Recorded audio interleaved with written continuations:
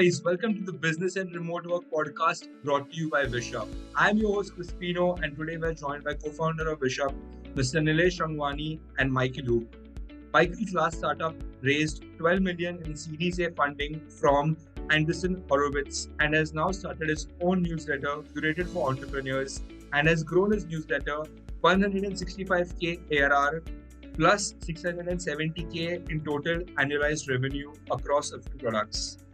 There's a lot we can learn from Michael in this podcast, so let's get started, guys, and enjoy this episode. I got to attend one of Michael's get-togethers of all the founders and found it very interesting. The kind of people, the kind of founders that I met were fantastic.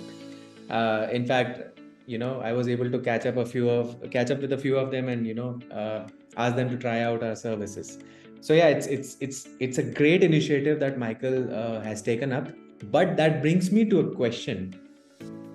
Michael, you have worked with product-based startups like Uber Eats and your last startup. How did you choose to start a community-based startup? That evades me, and I wanted to ask you that day, but here I am asking you today. Yeah, so it was great to meet when you came to the event here in New York. Super stoked to maybe meet up at the SF1 soon too. Yeah. But yeah, I mean, I've been a community builder for a long time. The startup that I founded that was backed by 16Z was a community startup. We had a community of founders there. We ran an annual membership program. We ran these co-living experiences that founders would come and live together, kind of like a hacker house for a month at a time. We were trying to do something in between Soho House and Y Combinator. Had some success with it. Had some great startups come out of it as well. So community building has been something that I've been doing for a long time, but also just something that I care a lot about. I think when you're breaking into startups, and even when you're further along, being a founder can be really, really lonely. It can be hard to keep going through the really tough times that you're inevitably going to come across where, maybe things don't work, things break, the product doesn't get the attention that you think it deserves after launch, whatever might happen. There are a lot of those low moments that, folks need to go through just with their teams or sometimes on their own if they're solo founders. So I think community and having a supportive group around you is super important for founders. Yes. And something that I want to keep being able to offer through the newsletter and then the community. Perfect. Espino, over to you. Yeah. So I was wondering, Michael, how has your journey been? Like, how have you transited from two different industries altogether, and to now where you're having your own newsletter and you managed to scale it to such a level? Like, how has your journey been and how has your experience been overall? Yeah, I mean, the journey has been all over the place for sure. I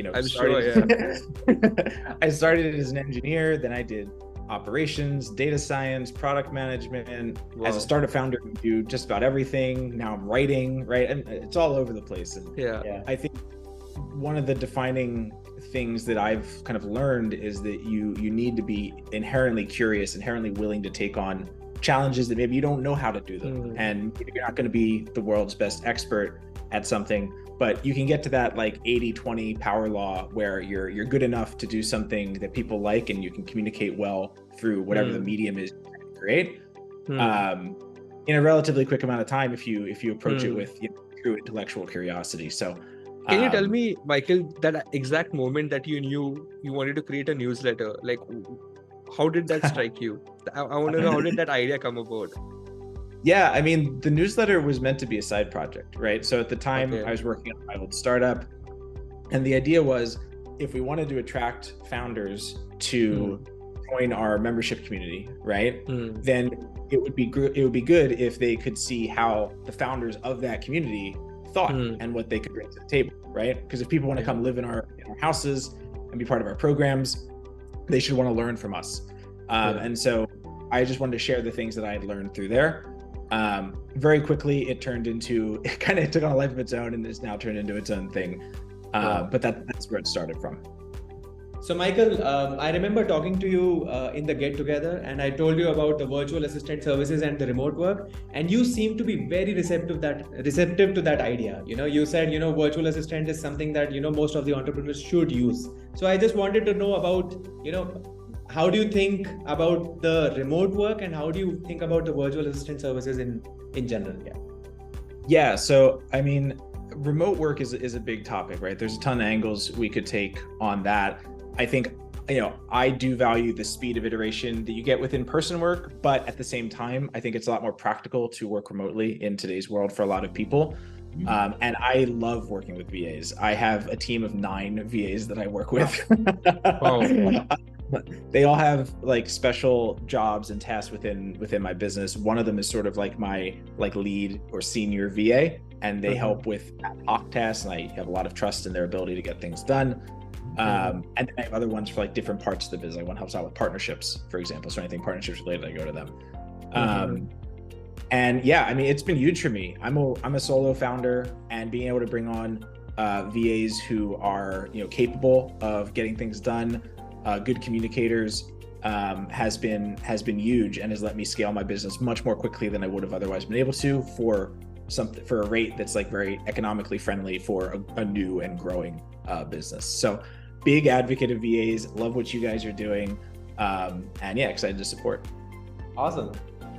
One more question that I always have when I see your growth, and the way your newsletter has grown, and your newsletter has grown and the community has grown. So apart from helping entrepreneurs in their funding and raising the rounds, I think most of the founders would also love to understand from you, how did you grow your newsletter and community so fast? So do you also do growth advisory for your founders, community members? Yeah, so I do a limited amount of advising. I try to keep my advising hours pretty low per month so I can focus on my core business, but I do open some of it up first to members of my community. They get kind of first dibs. But yeah, I mean, the newsletter, I started in September of last year. It's now about 10 months later, but I didn't really go full time on it until March. So it's really only been like 4.5-ish months or so. And in that time, I've gone from about 8,000 or 9,000 subscribers to now it'll be 50 basically by tomorrow. So excited about that. It's been faster than I expected. Honestly, I spent a lot of time researching how other big newsletters had grown, what tactics had worked for them, and what they spent time and money on. And so before I decided to go all in on the newsletter, I made sure that I had a framework that would work in terms of the economics, like how much am I spending on growth, but also in terms of my time and still being able to put out great content through the newsletter. Because at the end of the day, the newsletter is only going to keep growing and keep people subscribed if the content is good. So that was my top priority. But as far as how I grew it, I do a lot of content marketing. I have a decent sized audience, 45K on Twitter and 38 on LinkedIn. So I post a lot of content on there. I have a lot of friends who also have decent audiences, and they've helped amplify that content to get the word out there. And then also doing a lot of paid ads. I think it's the dirty secret of the newsletter industry that 100% of the newsletters with million subscribers or more, Morning Brew, The Hustle, all of these, right? Milk Road got to 250K in under a year this way. They all use paid ads, and a lot of people don't talk about it, but it's definitely what gets 90% of the growth for these newsletters. So I found a way to get subscribers for an attractive cost per acquisition, and just have been scaling that as the revenue for the business has grown. So that's helped me accelerate growth. Oh, awesome. And would you mind sharing which channel of paid ads has been working for you? Because Facebook and Instagram are like going down. So I would push back against that. It's Facebook and Instagram is where I get the majority of my subscribers from. Twitter as well, though. I think especially in the past 2 or 3 months or so, Twitter has gotten a lot better with their ad platform and what you're able to get from there. The quality of subscribers on Twitter is really high because Twitter users are already looking for written content, like quality written content. But yeah, Facebook, Instagram, and Twitter are my main 3. I don't spend a ton on anything other than that, honestly. Would you say after Elon's takeover of Twitter, the ads have improved? The ads, 100%. I'm all in on Twitter. I think LinkedIn is growing as well as an attractive platform, not necessarily for ads because their CPAs are really high, but for content marketing, LinkedIn is getting more attractive. But as far as Twitter goes, super bullish.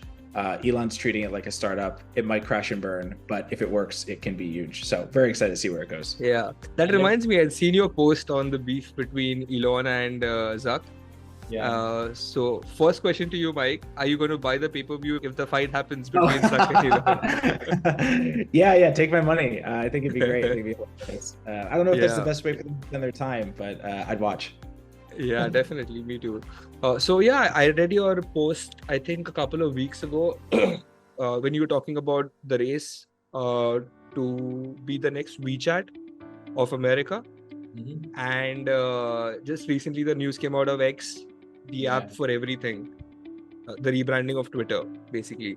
So what's your take on that? Yeah, I mean, look, I think that if you've actually been reading Elon's comments on Twitter and like keeping up with what he's been saying like here and there since he bought the company, or even a little bit before he bought the company, honestly, the plan has always been there, right? He sees Twitter as this like way to accelerate towards an everything app based around payments, based around finances, but with other services layered on top. Because Twitter probably has the strongest network effects of any text-based platform currently out there. So I think it makes a lot of sense. I'm not surprised by anything that he's been doing. He's doing it very quickly, and it can definitely jar some people if they're not paying attention. But I, as someone who does try to pay attention on Twitter, I think he's doing an amazing job. Yeah, I think he's the greatest community builder out there right now. He's definitely the greatest at attracting attention. That's for sure. Yeah. I still remember the time he got a sync and he came into the Twitter office and he tweeted, "Let that sink in." Like, I mean, talk about shit posting, like all the, like when we started Wishup, most of the journalists and social media managers would come to me and tell me, hey, you should remove this post and that post, and this is wrong and that is wrong. And then I look at Elon Musk and he should post all day, like, and still the opposite. I had a founder who I respect a lot and love jamming with. We were talking about how they can execute a rebrand for their startup, right? Because they've gone through a pivot, the company's growing, and they're about to fundraise, so they figure let's rebrand it. And they were talking about how they need to, sort of plan that out and work with the right design agency and have time to go through iterations. And I think that all makes sense in the traditional kind of way to do a rebrand. But then I look at what Elon's done at Twitter and I'm like, you can just buy a logo from some random user and slap it onto the platform used by 400 million people, right? Like, at the end of the day, if it works, it works. So, all for that. Yeah, he's crazy though. So I had a question for you, Michael. So most of our clients are early stage startups, tech startups, and I've been speaking to the customer success team to understand what are their pain points, and a major pain point that comes up, I'm sure Nilesh will attest to that, is they find trouble finding funding as well, getting funding for their startups, procuring capital. So what do you think are some of the common reasons because of which these startups fail to get funding for their product? They might have a good product, but they don't really know how to get the funding for it. So what, according to you, is a common reason for that? I mean, there's a lot, right? There's no silver bullet that's going to get funding for a startup. There's no single reason why founders have trouble raising capital. I would say that some of the more common reasons that I see, and my venture fund, we made over 50 investments in early stage companies. We saw hundreds come through. Some of the most common things that we see are, not really understanding how you're going to get into the market, like the go-to-market distribution strategy. You don't necessarily need that to be buttoned up early on, but you at least need to have some intuition about where your customers are spending their time and how you want to get in front of them. Whether you have an unscalable way to do that in the early days or a scalable way matters a little bit less, but it's just you need to understand that. Go-to-market in general is very under focused on, I think, by a lot of early stage founders. Other than that, I think that it's common for founders to not necessarily be the right team to go after a certain opportunity. You have to be super hypercritical about whether you and your co-founder or co-founders are the right team to tackle something. Because at the early stage, what are investors really betting on? They're really betting on two things, which are, is this market big enough to return enough for us to care about? And B, are these the right people to go and capture that market, right? So on the second part, it's like, do you have the right skill sets? You guys complementary?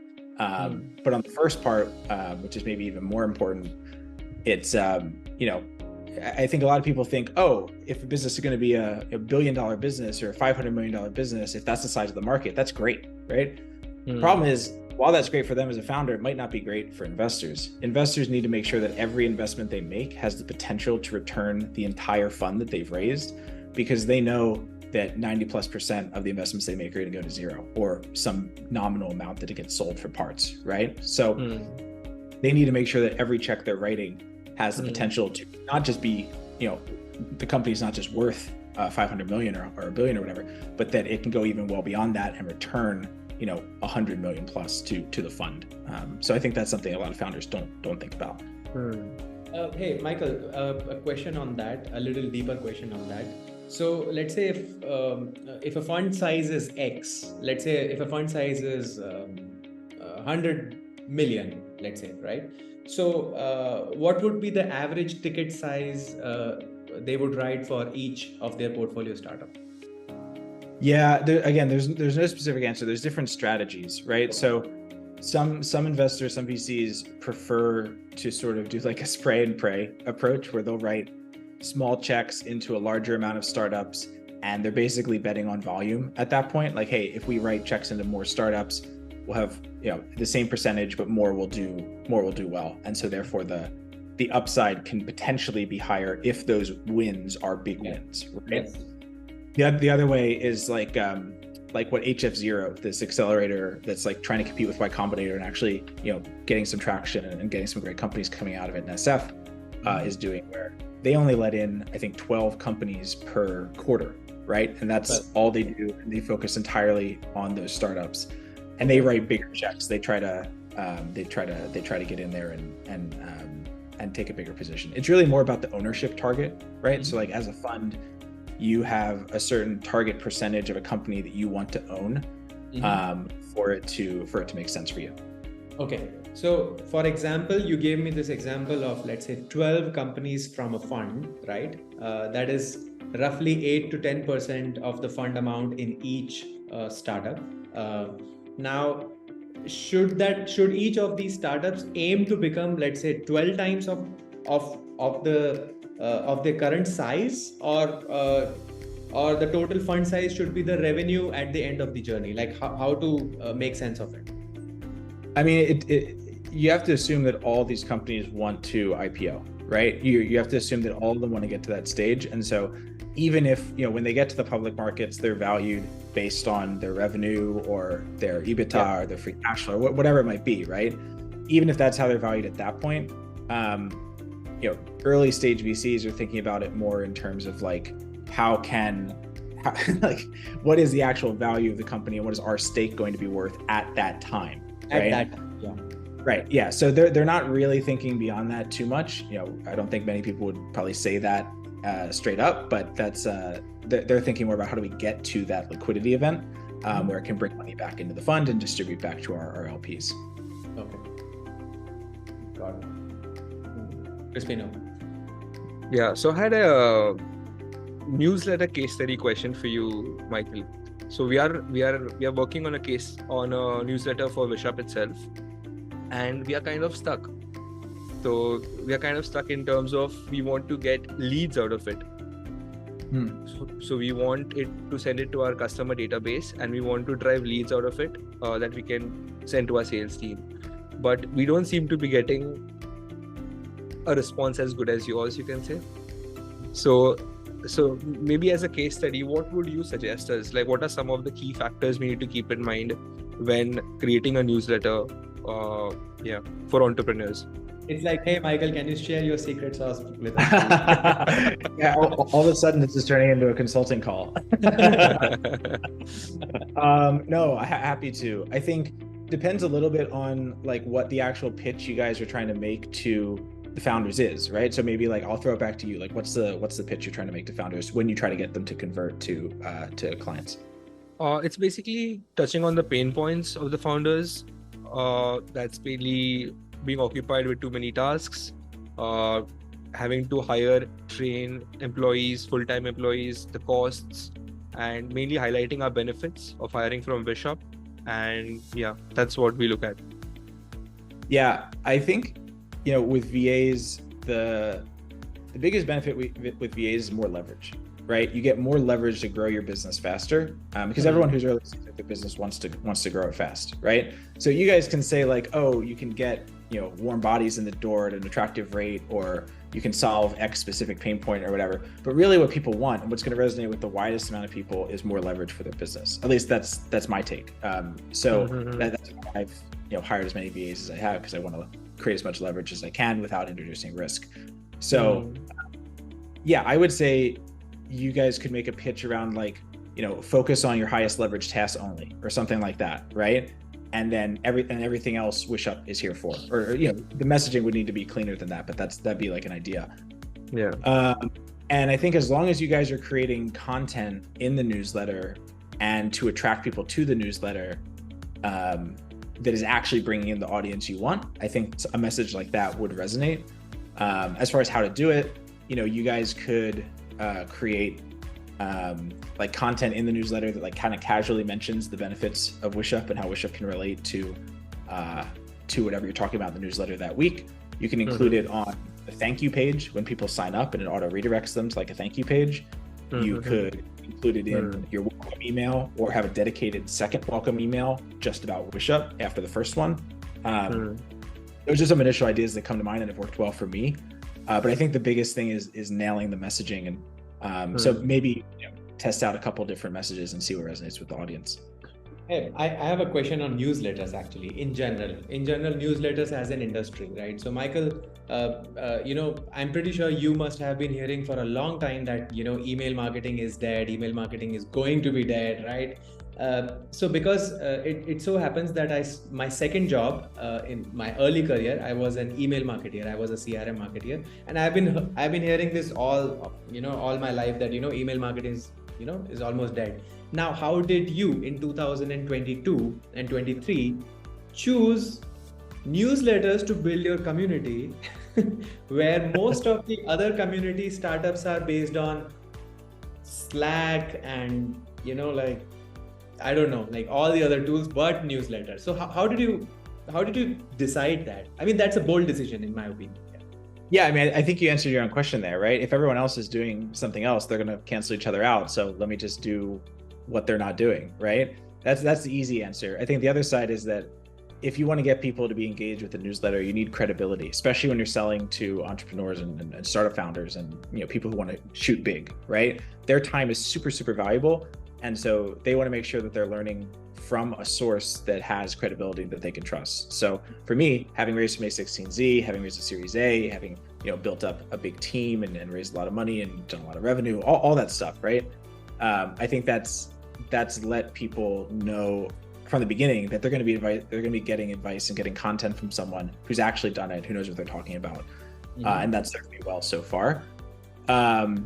But yeah, I think I saw a Twitter thread like a month or two ago. I forget who put it together, but it was hilarious. It was like a list of screenshots of different news articles that said like email marketing is dying, and like the earliest one was from like the 90s. I thought it was so funny. It's, build your email list. I would recommend that to anyone, regardless of whether it's for your startup or for yourself. Gives you personal leverage. When my last startup didn't work out, I was able to have this email list partially built up and realized I could go in on it, and it let me have a smooth transition to my next thing. So highly recommend building that up. Definitely don't think it's dead. But yeah, I mean, my question is also about something else. So let's say a hypothetical situation where email marketing is actually dead, let's say, right? Okay. Right. So where would Michael go to? Would you go to WhatsApp? Would you go to Slack? Would you go to where do you think the community building can be done much easier in today's time? I mean, for me, it's all about the funnel, right? So I have my top of funnel, which is social media. I have LinkedIn, I have Twitter as my main two platforms. I'm getting a ton of subscribers from those every week, and so the newsletter is sort of like my mid funnel, right? If I've captured someone's email in the newsletter, then I can take shots on goal with different products, right? We currently use Circle to host a community like forum on there, and that's where I post about the events and things like that. I think that if I didn't have the option to collect people's emails, like the hypothetical scenario, can't collect their emails, email marketing doesn't exist, I'd probably try to collect their phone numbers and have like a, WhatsApp has the new thing of like WhatsApp communities where you can have multiple channels within a community. I think that's really attractive. It's sort of chaotic, right? Because it's WhatsApp, and you also can't see things from before you joined the community, which is sort of a counter. But I think I would try to get people's phone numbers. You could say Discord, but you don't really own that connection with them. If you have someone's phone number, it's the same email, arguably more like intimate, which is why I think email is a lower sell for people to be able to do today. Have you ever considered Telegram as a channel for community? Yeah. I have thought about Telegram. I think for me, I don't personally use it, so it's not like natural for me to. I try to limit my messaging sources as much as possible. I think for founders, it's really important to limit the distractions that you have. And so one of the biggest tips that I tell founders is, limit the number of sources where you get information from, right? So for me, I spend time on Twitter, I spend time in my community, I spend time in my email, and for close friends and stuff like that, Nilesh, you're in there too. We're talking over text, right? So that's it for me. If you try to get me on Telegram or some new platform, I'll just say no. We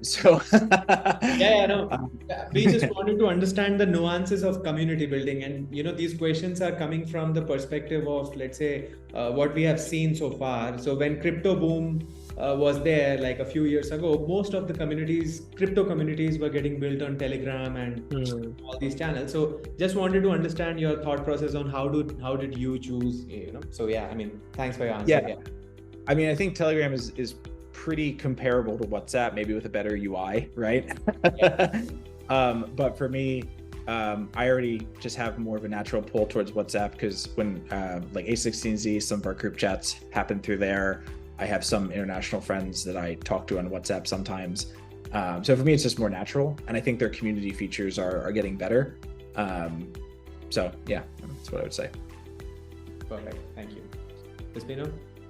Awesome. Yeah, that's about it from my side, Nilesh. Those were some really valuable nuggets we got from you, Michael, about community building, about growth, about newsletters, funding. Yeah. I'm sure our audience will absolutely love this episode. Yeah, we ran the gamut a little bit, didn't we, guys? Love it. But amazing, Michael. Thanks so much for your time. It was amazing talking to you. And I guess Nilesh will be seeing you soon in San Francisco then. I hope so. Yeah. Thank you. Yeah, no, thanks for having me on, guys. This was great. Had a lot of fun. If folks can find me on Twitter at callmehouck. And that's also where I have my newsletter. You can also go to join.houck.news. And Houck is Houck. So hope to see some folks there. Yes, and I will include the links to your Twitter handle and LinkedIn in the description of the post as well. Great. Thanks, Ben.